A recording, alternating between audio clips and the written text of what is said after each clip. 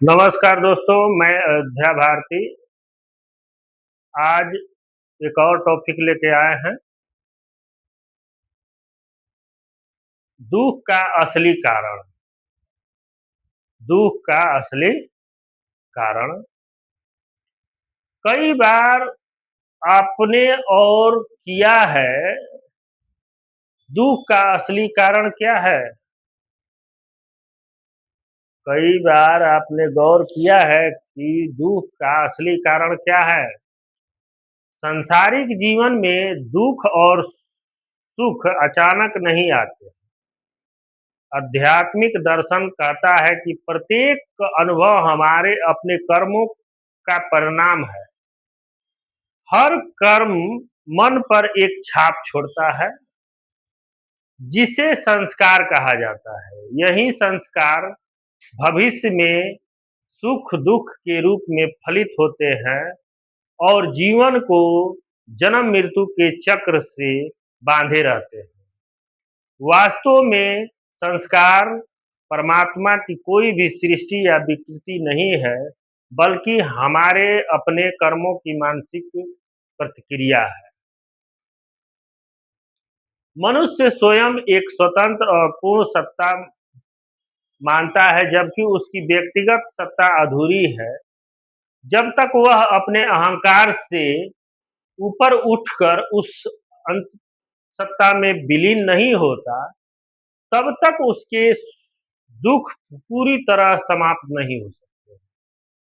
साधना का उद्देश्य इसी अधूरेपन को पूर्णता में बदलना है। अक्सर जब जीवन में कठिनाइयां आती है, तो लोग ईश्वर से शिकायत करने लगते हैं, मगर जो कुछ भी हम भोगते हैं, वह हमारे पूर्व कर्मों का परिणाम होता है।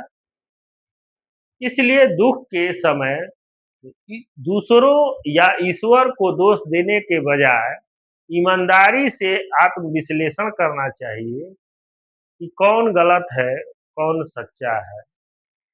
एक सच्चा साधक विपत्ति को दंड नहीं, बल्कि आत्मशुद्धि का अवसर मानता है।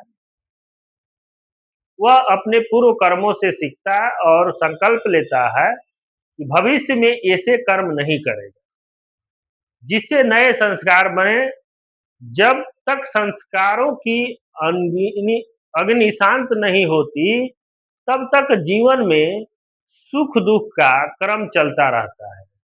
इसीलिए किसी अन्य को अपने कष्टों का कारण मानना भ्रम है।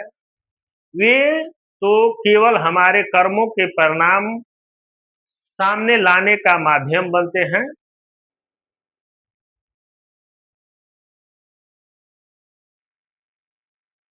ईशोपनिषद का एक मंत्र इस सत्य को गहराई से अभिव्यक्त करता है। अनेज दक मनसो जीवो नैन देवा अप्रुसुवन पूर्व मर्मत्व धत्तव्यो सन निष्ठोपन मारित्वा धत्वा। अर्थात परमात्मा स्वयं अचल है, परम वेग भी अधिक वेगवान है।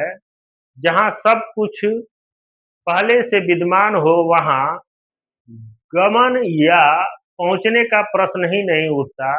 जो सर्वव्यापी है, उसे किसी स्थान तक जाने की आवश्यकता नहीं होती।